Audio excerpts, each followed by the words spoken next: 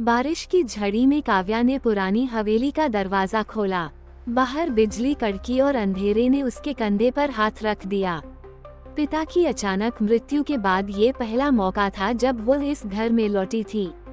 हवेली की सीढ़ियां चढ़ते हुए उसकी सांसें तेज हो गईं। हर कोना उसे पिता की याद दिला रहा था, पर तभी पीछे से एक खटका हुआ।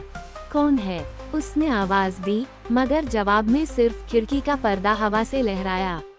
शायद भ्रम था। वो ऊपर बेडरूम की ओर बढ़ी, तभी नीचे बैठक में एक धीमी सी टिक टिक शुरू हुई। घड़ी, पर पिता ने तो घड़ी कभी नहीं खरीदी थी। दिल की धड़कनें टिक टिक के साथ मिल गईं। अचानक उसकी नजर दीवार पर लगे पिता के पुराने चित्र पर पड़ी। फ्रेम तिरछी थी। उसे सीधा करने के लिए जैसे ही उसने छुआ, चित्र के पीछे से एक छोटी चाबी गिरी। वह चाबी उसने कभी नहीं देखी थी। तभी उसे याद आया, पिता ने एक बार कहा था, इस घर का हर कोना राज जानता है, पर कुछ दरवाजे कभी नहीं खुलने चाहिए। टिक टिक की आवाज तेज हो गई।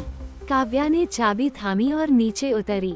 बैठक के कोने में एक छोटा लकड़ी का दरवाजा था, जिस पर जंग लगा ताला लटका था। चाबी फिट हुई और ताला खट से खुल गया।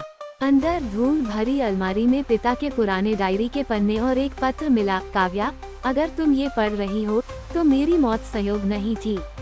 वे मुझे ढूंढ रहे हैं। पत्र के आखिरी शब्दों में खून का धब्बा था। काव्या का गला सूख गया। तभी पीछे से एक ठंडी सांस उसकी गर्दन पर महसूस हुई। दरवाजा जोर से बंद हुआ। अंधेरे में किसी ने फुसफुसाया, तुम्हारे पिता ने गलती की थी, अब तुम्हारी बारी है। और फिर बिजली की चमक में उसे दर्पण में एक छाया दिखी, जिसके हाथ में वही चाबी थी।